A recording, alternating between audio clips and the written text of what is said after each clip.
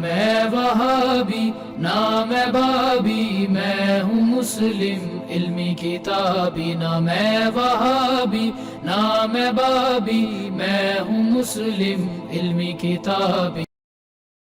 تو اللہ کا نام لے کے شروع کریں تاکہ ہم اس کو ٹائملی کنکلوڈ بھی کر سکیں مجلس کو۔ جو کوسچنز آئے ہیں ریئل ٹائم وہ آپ جی کوسچنز سامنے لانا شروع کریں اللہ کا نام لے کے۔ جی بسم اللہ الرحمن الرحیم۔ علی بھائی لائیو سیشن میں سے پہلا سوال آیا ہے کہ پلیز یہ حدیث ایکسپلین کر دیں، جو میری قبر کی زیارت کرے اس پر میری شفاعت واجب ہوگی، اور میری شفاعت امت کے کبیرہ گناہ کرنے والوں کے لیے ہے۔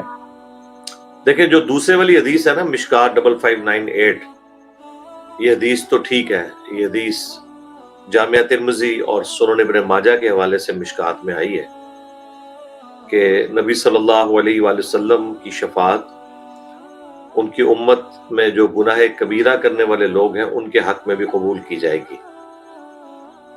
رہ گیا جو پہلے والا پورشن ہے، یہ روایت تو کمزور ہے جی۔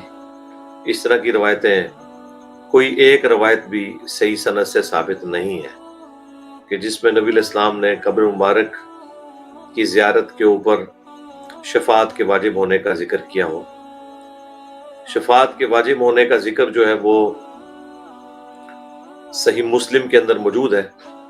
عبداللہ ابن مسعود کہتے ہیں کہ اللہ کے محبوب صلی اللہ علیہ وآلہ وسلم کو اللہ تعالیٰ نے شب معراج 3 انعامات عطا فرمائے۔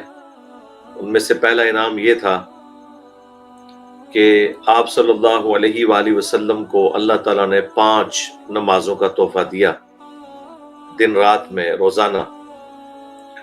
دوسرا تحفہ سورۃ البقرہ کی آخری 2 آیات آمن الرسول بما انزل الیہ من ربہ والمؤمنون سے لے کر اینڈ تک۔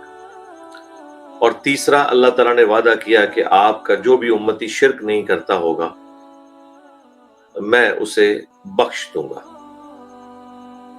تو یہ آلریڈی وعدہ ہے، لیکن شفاعت مشرک کے لیے نہیں ہے۔ اس کے علاوہ کہ جو کبیرہ گناہ ہیں ان کے لیے یقیناً شفاعت ہے، لیکن شفاعت بالاذن ہے، وہ نہ کہ بالوجاہت والا معاملہ ہے، کوئی دھونس اور زبردستی والا معاملہ ہے، ایسا بالکل نہیں ہے۔ شفاعت کا جو صحیح عقیدہ قرآن کے اندر ہوا ہے وہ وہی ہے، من ذا الذی یشفع عندہ الا باذنہ، کس کی جرت ہے کہ اللہ کے حضور کسی کی سفارش کر سکے مگر اس کے اذن سے۔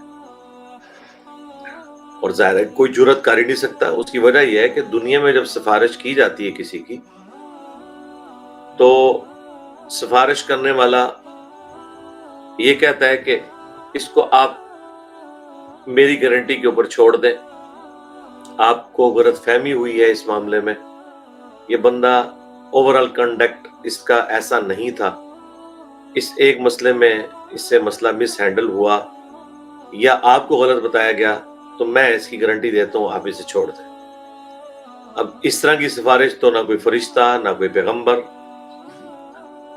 نہ کوئی صحابی، نہ کوئی اور بڑا بزرگ اللہ کے حضور کسی کے بارے میں کر سکتا ہے، کیونکہ اللہ سے بہتر کون جانتا ہے کہ کس شخص کا کنڈکٹ گیون سرکمسٹانسز کے اندر کیسا تھا۔ تو بیسیکلی جو عقیدہ شفاعت ہے وہ یہ ہے کہ نبی علیہ السلام کو اللہ تعالیٰ نے قیامت کے دن کا مہمان خصوصی بنایا ہے۔ عسیٰ ان یبعثک ربک مقاما محمودا، جو سورہ بنی اسرائیل میں ہے کہ ان قریب آپ کا رب آپ کو ایسے مقام پر فائز کرے گا جہاں ہر کوئی آپ کی تعریف بیان کر رہا ہو۔ اور بخاری اور مسلم دونوں میں حدیث سے شفاعت موجود ہے کہ قیامت کے دن لوگ سفارشی کی تلاش میں نکلیں گے، پھر تمام انبیاء سے ہوتے ہوئے الٹیمیٹلی نبی علیہ السلام تک پہنچیں گے۔ اس دن انبیاء بھی نفسی نفسی کر رہے ہوں گے تا وقت کہ آپ صلی اللہ علیہ وآلہ وسلم کے مبارک ہاتھوں پہ شفاعت کا دروازہ کھل جائے۔ جب آپ کے ہاتھوں پہ شفاعت کا دروازہ کھلے گا تو پھر بخاری مسلم میں آتا ہے کہ پھر تمام انبیاء بھی، فرشتے بھی، نیک لوگ بھی سفارش کریں گے۔ لیکن یہ نیک لوگ وہی ہیں جنہوں نے توحید پر اپنی زندگی گزاری ہے، نہ کہ اپنی عبادت کروانے پر۔ اس سے مراد آپ نے انڈیا، پاکستان، بنگلہ دیش میں جو لوگ نیک مشہور کر دیے گئے ہیں وہ مراد نہ لیجئے گا۔ ان سے مراد صحابہ کرام، اہل بیت اور ان کے پیٹرن پہ چلنے والے لوگ، خواہ وہ آج کا بھی کوئی بندہ ہو وہ انشاءاللہ اللہ کے حضور شفاعت کریں گے. لیکن مہمان خصوصی قیامت کے نبی صلی اللہ علیہ وآلہ وسلم ہے.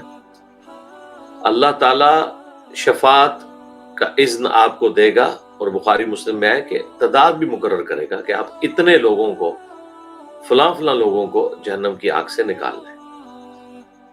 پھر نبی علیہ السلام جائیں گے جہنم کی طرف اور ان کو نکال لیں گے. تو یہ بیسیکلی شفاعت اللہ کی ہوگی. نبی علیہ السلام کے مبارک ہاتھوں سے یہ اعزاز آپ کو حاصل ہوگا کہ آپ کے ذریعے شفاعت کو بانٹا جائے گا. جس طرح دنیا میں بھی کالج میں، یونیورسٹی کے اندر جو انتظامیہ ہے، انعام کا بندوبست انتظامیہ کرتی ہے، لیکن اس انعام کو دلوانے کے لیے کوئی مہمان خصوصی بلایا جاتا ہے. مہمان خصوصی کو بھی پتا ہوتا ہے یہ انعام میں نہیں دے رہا، میرے ذریعے دلوایا جا رہا ہے. اور جسے انعام مل رہا ہوتا ہے اسے بھی یہ بات پتا ہوتی ہے کہ مہمان خصوصی نے کچھ نہیں دیا مجھے کالج اور یونیورسٹی نے، اس کی آنر کے لیے اس کے ذریعے دلوایا گیا. بس یہی سٹیٹس ہے نبی صلی اللہ علیہ وآلہ وسلم کا. آپ قیامت کے دن اللہ تعالیٰ کے اس میدان محشر میں جو اللہ کی عدالت ہے اس کے مہمان خصوصی ہیں، اور آپ صلی اللہ علیہ وآلہ وسلم کے ذریعے اللہ تعالیٰ شفاعت والا معاملہ فرمائے گا. اللہم اجعلنا منہم، اللہ تعالیٰ ہمیں ان لوگوں میں شامل کرے جن کو اللہ کے محبوب صلی اللہ علیہ وآلہ وسلم کی شفاعت نصیب ہوگی. صحیح مسلم میں حدیث ہے، جو شخص اذان کا جواب دے، یعنی اذان کے کلمات ریپیٹ کرے، حی علی الصلاۃ حی علی الفلاح پہ لا حول ولا قوت الا باللہ پڑھے، اس کے بعد مجھ پر درود شریف پڑھے اور پھر الوسیلہ والی دعا مانگے، تو قیامت کے دن میری شفاعت اس کے لیے حلال ہو جائے گی. یہ جو آپ نے روایت کے بارے میں پوچھا کہ قبر رسول کی زیارت، والی روایت تو کمزور ہے. صحیح روایت تو مسلم شریف میں ہے کہ آپ کو کہیں جانے کی بھی ضرورت نہیں، آپ گھر بیٹھے ہوئے نبی علیہ السلام کی شفاعت اپنے اوپر حلال کروا لیں گے اگر آپ اذان کا جواب دیں گے، اس کے بعد درود شریف اور الوسیلہ والی دعا بھی مانگیں گے. اور اذان کا جواب صرف کلمات سے نہیں دینا بلکہ پریکٹیکلی نماز پڑھ کے بھی جواب دینا. جی نیکسٹ.